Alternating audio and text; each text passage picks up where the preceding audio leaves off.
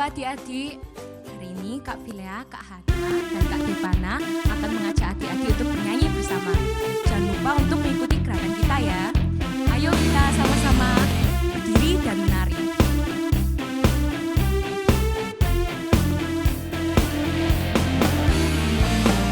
Who breaks the power of sin and darkness?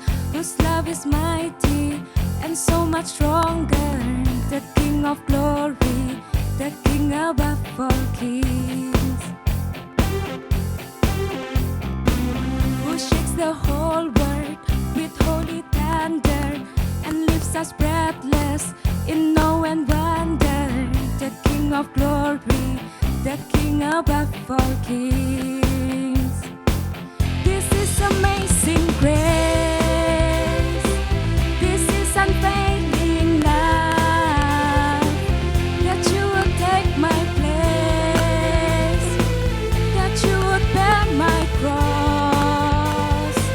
You laid down your life, and I would be set free. Oh, Jesus, I sing for all that you've done for me. Yuk sama-sama kita lebih semangat dalam menyanyi.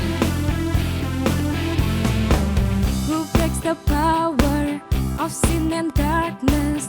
Whose love is mighty and so much stronger? The King of glory, the King above all kings. Who shakes the whole world with holy thunder and leaves us breathless in awe and wonder? The King of glory, the King above all kings. Oh, this is amazing grace. This is unfailing love. That you would take my place. That you would bear my cross.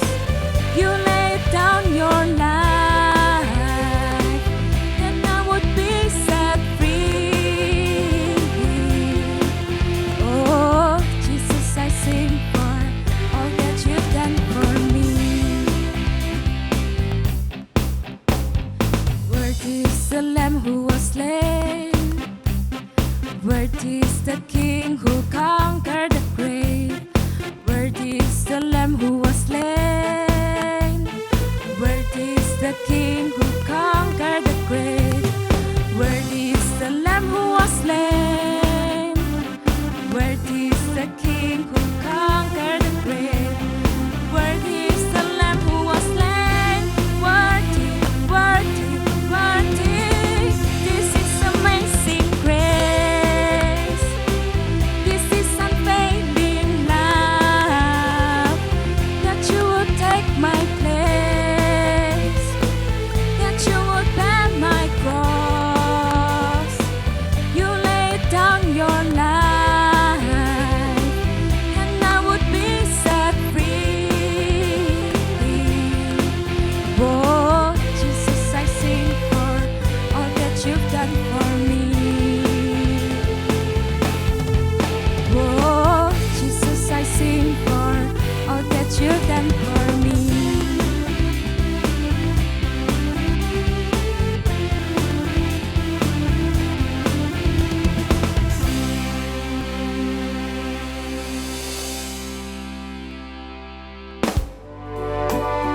Yuk adik-adik, sebentar lagi kita akan mendengarkan firman Tuhan. Mari kita belajar lagu baru ini bersama-sama.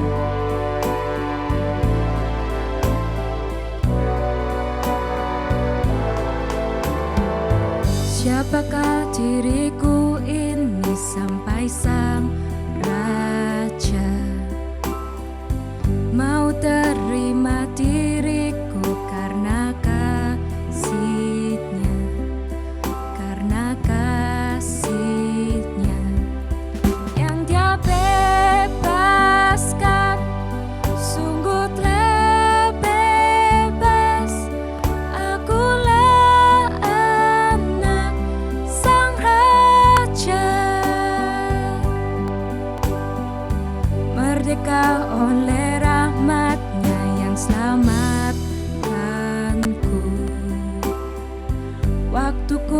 masih berdosa, Yesus berkorban bagi diriku. Yang Dia bebaskan sungguh telah bebas. Akulah anak Sang Raja, ku diberi tempat dalam rumahnya. Akulah anak Sang Raja, ku dipilih, diselamatkan. Ku adalah anakmu, kau selalu di pihakku. Ku adalah anakmu, ku dipilih, diselamatkan. Ku adalah anakmu, kau selalu di pihakku. Ku adalah anakmu, ya ku adalah anakmu. Yang Dia bebaskan sungguh telah bebas. Akulah anak Sang Raja, ku diberi tempat dalam rumahnya. Akulah anak Sang Raja, ku dipilih, diselamatkan. Ku adalah anakmu, kau selalu di pihakku. Ku adalah anakmu, ku dipilih, diselamatkan. Ku adalah anakmu, kau selalu di pihakku. Ku adalah anakmu, ku adalah anakmu, ya ku adalah anakmu.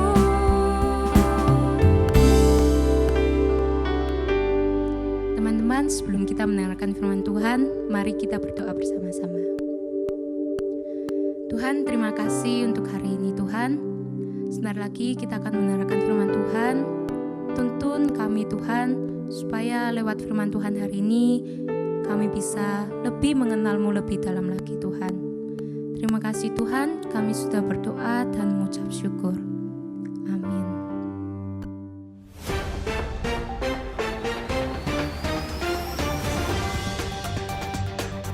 Selamat hari Minggu, saya Cika. Hari ini kita kedatangan tamu spesial di studio Kids Channel. Mari kita perkenalkan Bapak Iswahyudi. Beliau adalah guru yang sangat berpengalaman. Halo pemirsa, perkenalkan nama saya Iswahyudi. Saya seorang guru. Nah, Bapak Guru, hari ini kami akan mewawancarai tentang kata mencuri. Apa sih Pak arti dari kata mencuri itu? Oh, begini. Menurut Kamus Bahasa Indonesia, kata mencuri itu artinya mengambil milik orang lain tanpa izin. Nah, kalau mengambil tanpa izin itu berarti tidak sah. Dan biasanya orang mengambil itu dengan sembunyi-sembunyi. Nah, itu arti kata mencuri menurut Kamus Bahasa Indonesia. Nah, Pak Guru, boleh tolong kasih contoh, apa sih contohnya mencuri itu? Mungkin dari contoh murid-murid Bapak. Nah, begini, contoh di dalam kehidupan kita, misalnya ini contoh di sekolah gitu ya. Kalau ada anak meminjam barangnya temennya yang lain tanpa izin, nah itu masuk contoh pencuri. Ada lagi misalnya ada buku yang ketinggalan di meja atau mainan temennya ketinggalan di meja. Kemudian anak itu mengambil, dibawa pulang. Nah, itu juga termasuk mencuri. Kemudian misalnya di kantin ya, di kantin anak-anak makan. Pada saat membayar ada pengembalian. Nah, si bapak kantin atau ibu kantin itu memberi kembalian lebih. Tapi anak-anak itu menerima pengembalian meskipun dia tahu itu lebih, tetap aja dikantongi, tidak dikembalikan kelebihannya, bawa pulang. Nah, itu juga contoh mencuri. Kemudian waktu ulangan di kelas, ya, waktu ulangan di kelas anak-anak mencontek. Baik itu mencontek kepada temannya, sebelahnya, yang kanan atau yang kiri, atau juga mempersiapkan contekan itu dari rumah bahkan. Nah, itu juga mencuri. Dan misalnya ini di rumah, ya, misalnya di rumah anak itu menemukan snack, entah di meja makan, entah di meja tamu, atau mungkin di tempat tidur, tapi itu bukan miliknya. Nah, snack itu kemudian dimakan. Bisa jadi itu snack miliknya adiknya atau miliknya kakaknya, bahkan mungkin milik orang tuanya. Setelah dimakan, bekasnya sudah dibuang. Udah, itu namanya mencuri juga, ya. Jadi itu tidak boleh, itu termasuk contoh dari mencuri. Jadi seperti itu. Nah, sekarang kita akan melihat liputan dari kisah Alkitab tentang seorang yang mencuri dari kakaknya dan menipu ayahnya. Dari yang kita tahu bahwa yang dituliskan oleh Alkitab itu adalah berita yang benar dan berita yang baik. Mari kita saksikan liputannya. Liputan berita hari ini tentang perintah Tuhan yang ke-8 dari Keluaran pasal 20 ayat 15, yaitu jangan mencuri. Tuhan mau kita mengasihi sesama dengan menghargai milik orang lain. Pemirsa, di Alkitab diberitakan tentang dua anak kembar yang sangat unik. Kakaknya bernama Esau dan adiknya bernama Yakub. Tapi sangat disayangkan, kakak dan adik ini tidak akur. Bahkan mereka sudah bertengkar sejak ada di dalam kandungan ibunya. Ketika lahir, Esau lahir lebih dulu. Tapi Yakub memegang erat tumitnya. Menarik bukan? Sekalipun mereka kembar, wajah mereka tidak mirip. Alkitab berkata, tubuh Esau banyak ditumbuhi bulu, sehingga ia seperti sedang memakai jaket berbulu. Sedangkan Yakub, tubuhnya sangat halus. Nah, saat mereka beranjak dewasa, mereka semakin tidak mirip. Esau suka berburu binatang dan suka berada di luar rumah. Sehingga Ishak, ayah mereka yang suka makan daging, maka Esau dijadikan anak kesayangan Ishak. Tapi sebaliknya, Yakub pendiam dan suka tinggal di rumah. Jadi ibunya Ribka itu lebih sayang kepada Yakub. Sebagai anak pertama, Esau mendapatkan hak kesulungan. Itu sangat istimewa. Artinya Esau akan bertanggung jawab atas keluarganya, termasuk semua harta benda keluarga mereka. Nah, itu artinya Yakub harus bekerja dengan keras untuk Esau. Tapi ini yang istimewa. Sebagai anak sulung, Ishak akan memberkati Esau. Itu berarti Ishak akan memohon kepada Tuhan untuk memberkati Esau secara spesial. Wow, luar biasa ya. Nah, tentu pemirsa mengira bahwa Esau pasti sangat bahagia akan menerima berkat spesial itu. Tapi sayang, rupanya Esau tidak terlalu menghargai hak kesulungannya itu.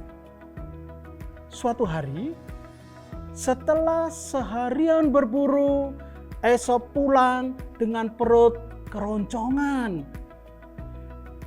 Ketika Esau melihat Yakub sedang memasak sop kacang merah, maka Esau berkata kepada Yakub, "Hei Yakub, berikan aku sebagian sop kacang merah itu dong. Aku sangat lapar nih." Tapi Yakub tidak segera memberikan sop kacang merah itu kepada kakaknya. Padahal kakaknya sedang kelaparan. Malahan dengan liciknya Yakub berkata demikian, "Kak, jual dulu hak kesulunganmu kepadaku. Baru nanti kakak saya berikan sop kacang merah." Ternyata di luar dugaan Esau menyetujui itu. Itu sama artinya dengan membeli semangkok sop kacang merah dengan harga yang berjuta-juta. Wah, kita tidak tahu mengapa Esau menjual hak kesulungannya. Tetapi Alkitab berkata Esau tidak peduli dengan hak kesulungan itu. Bertahun-tahun kemudian, Ishak sudah tua dan merasa sudah dekat dengan kematian. Ia ingin memohon kepada Tuhan untuk menjaga dan memberkati anak sulungnya, Esau, secara spesial. Maka Ishak menyuruh Esau untuk pergi berburu dan membuatkan masakan yang enak untuk Ishak. Esau sangat mengingini berkat itu. Maka ia segera berangkat untuk berburu. Nah, pemirsa, Ribka itu mendengar perkataan antara Ishak dengan Esau. Dan tentu saja karena Ribka ingin Yakub yang sangat dia sayangi itu yang akan menerima hak kesulungan secara spesial tersebut, maka Ribka melakukan sesuatu yang sangat licik. Ia memberitahu Yakub bahwa ia akan masak makanan yang enak dan menyuruh Yakub menyajikannya kepada ayahnya.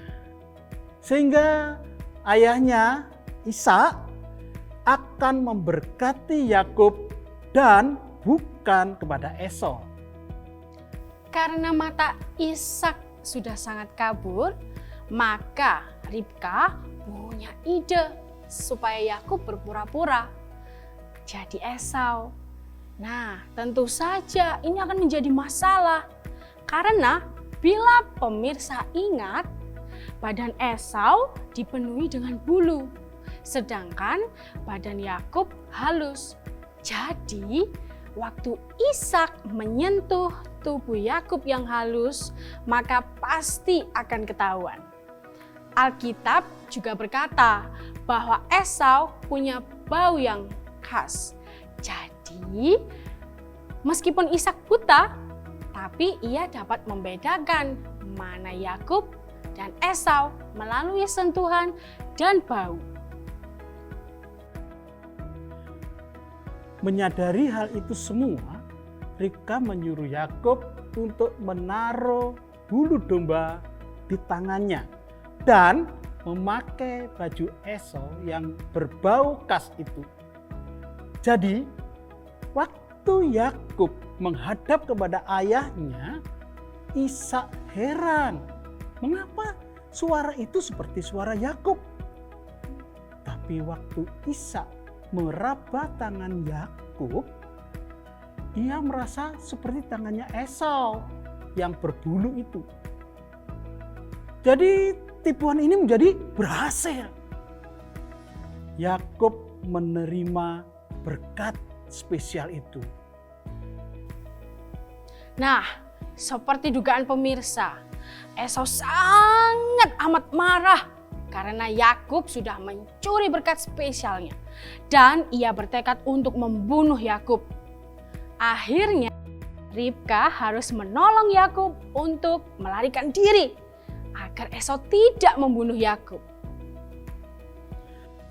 Yang sangat mencengangkan dari cerita ini, Yakub sudah berbuat kesalahan besar, yaitu menipu ayahnya dan mencuri berkat kesulungan kakaknya. Tapi malam itu ketika Yakub sendirian, Tuhan datang kepada Yakub, menyatakan kasih-Nya agar ia bertobat. Setelah mengenal Allah, Yakub berubah. Bertahun-tahun kemudian, ketika Yakub pulang kembali ke rumahnya, Tuhan membuat Esau hatinya berubah, mengampuni kesalahan Yakub.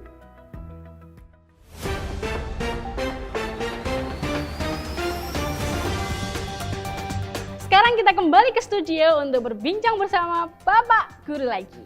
Nah, Pak Guru, Ya. perbuatan salah Yakub tadi juga pernah kita lakukan, bukan? Ya. Kita semua pernah mencuri. Ya, itu betul sekali. Memang di dalam kehidupan kita semua pernah deh mencuri ya. Jadi contohnya begini ya. Misalkan di sekolah ada anak meminjam barang milik temannya, tapi tanpa izin. Itu contoh mencuri. Ada lagi, ini misalnya di sebuah TK gitu ya. Ada anak mainannya ketinggalan di meja. Mainannya ketinggalan di meja, terus anak yang lain menemukan, diambil. Kemudian dibawa pulang. Nah, itu juga mencuri. Kemudian contoh yang lain lagi ya. Misalnya yang terjadi di kantin sekolah. Anak itu makan. Habis makan, kemudian kan membayar nih. Nah, setelah membayar ada pengembalian sama bapak kantin atau ibu kantinnya. Pengembaliannya itu dikasihkan lebih ternyata. Dan anak itu ngerti kalau itu lebih. Tapi dia diam saja itu. Diambil ke pengembaliannya, dimasukkan kantong, dia pergi. Itu salah satu contoh ya di kantin.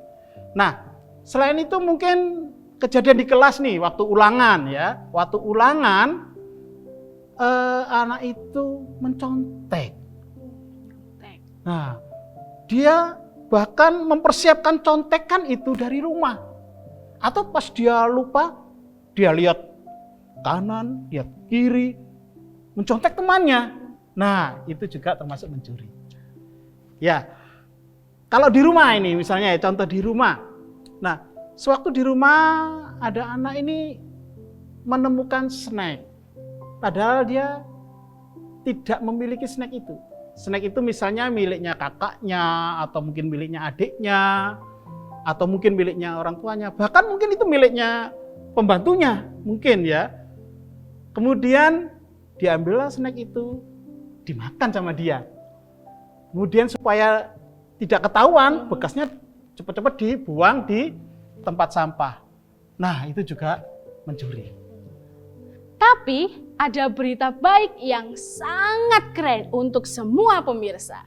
Seperti Allah mengampuni Yakub yang menipu ayahnya dan mencuri berkat kakaknya, Allah juga mau mengampuni kita. Tapi untuk mengampuni dosa kita, anak Allah harus datang ke dunia, mati di salib agar kita diampuni.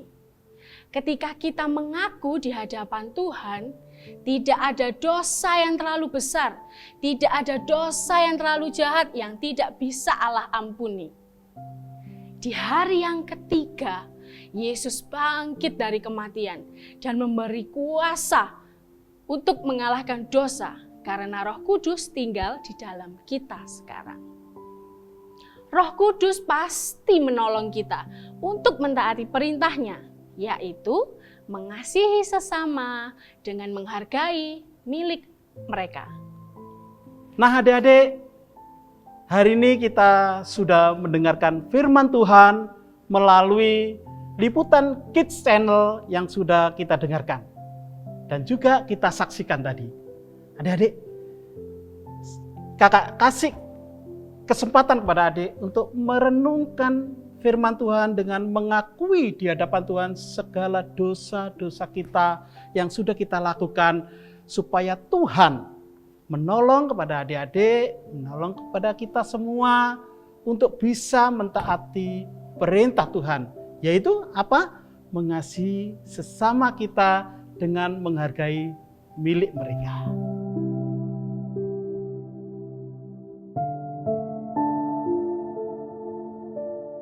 Tuhan Yesus, Engkau sangat baik kepada kami, anak-anak-Mu Tuhan. Engkau sudah mengajarkan kami pada hari ini supaya kami mengasihi orang lain Tuhan, seperti Engkau sudah mengasihi kami. Ampuni kami Tuhan, kalau kami sudah melakukan hal-hal yang tidak berkenan di hadapan-Mu, hal-hal yang melanggar perintah-perintah-Mu, tidak sesuai dengan firman-Mu. Biarlah Roh Kudus-Mu yang ada di dalam hati kami boleh menolong kami untuk dapat mengasihi sesama kami sesuai dengan perintah Tuhan. Di dalam nama Tuhan Yesus, kami sudah berdoa dan mengucap syukur. Amin. Nah adik-adik, sekarang saatnya kita akan menghafalkan ayat hafalan bersama-sama. Yohanes pasal 14 ayat 1. Janganlah gelisah hatimu, percayalah kepada Allah. Sekali lagi ya. Yohanes pasal 14 ayat yang ke-1. Janganlah gelisah hatimu, percayalah kepada Allah. Sekarang kita menghafal dalam bahasa Inggris ya. John 14 verse 1. Don't let your heart be troubled. Trust in God. Lagi ya, kita ulangi ya. John 14 verse 1. Don't let your heart be troubled. Trust in God. Nah, sekarang kita sudah selesai mendengarkan firman Tuhan dan menghafal ayat hafalan. Jangan lupa untuk berolahraga, berjemur di bawah sinar matahari, dan jangan lupa makan makanan yang bergizi. Dan yang paling penting adalah jangan lupa membaca firman Tuhan setiap hari. Karena firman Tuhan yang menuntun jalan kita. Sampai jumpa.